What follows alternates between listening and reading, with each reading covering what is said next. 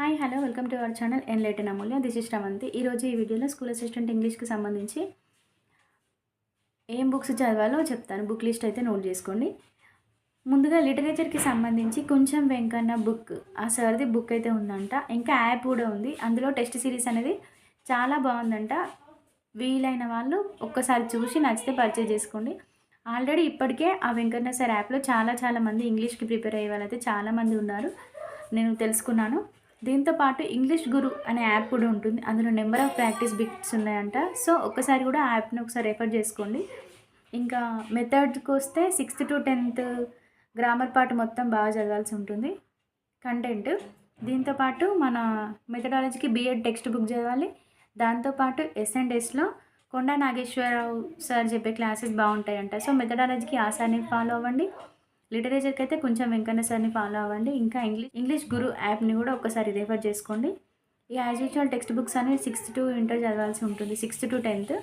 కాకపోతే ఇక్కడ ఏమంటుంది, లాంగ్వేజ్ పండిట్ తెలుగు అంటే స్కూల్ అసిస్టెంట్ తెలుగు వాళ్ళకి ఎట్లా కండిషన్స్ ఉంటాయో ఇంగ్లీష్ వాళ్ళకి కూడా అట్లనే కండిషన్స్ ఉంటాయి.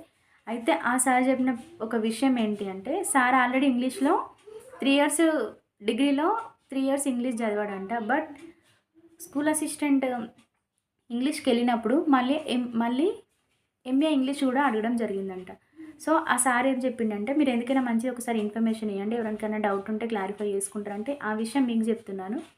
అదేంటి అంటే, స్కూల్ అసిస్టెంట్ ఇంగ్లీష్ రాసుకునే వాళ్ళు డిగ్రీలో 3 years ఇంగ్లీష్ చదివినప్పటికీ ఎంఏ ఇంగ్లీష్ కూడా ఉండాలంట. ఒక్కసారి అది చూసుకోండి. ఎందుకంటే ఎంఏ ఇంగ్లీష్ లేకుండా డిగ్రీలో 3 years ఇంగ్లీష్ చదివినాం కదా, ఇంగ్లీష్ మెథడాలజీ ఉంది కదా అని ఇంగ్లీష్ చదువుకొని దగ్గర వరకు వెళ్ళి మళ్ళీ ఎంఏ లేదు అని రిజెక్ట్ అయితే చాలా బాధగా ఉంటుంది.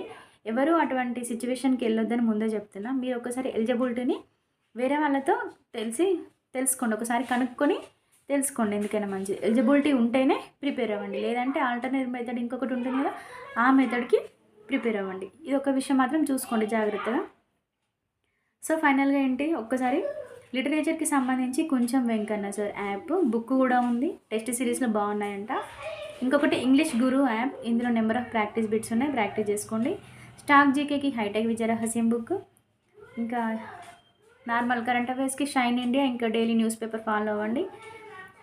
మన మెథడాలజీకి బీఎడ్ టెక్స్ట్ బుక్స్ చదవండి. దాంతోపాటు కొండ నాగేశ్వరరావు సార్ ఎస్ఎండ్ఎస్లో క్లాసెస్ అయితే ఉన్నాయంట, ఆ సార్ని కూడా ఫాలో అవ్వండి. So these are the important books for school assistant English.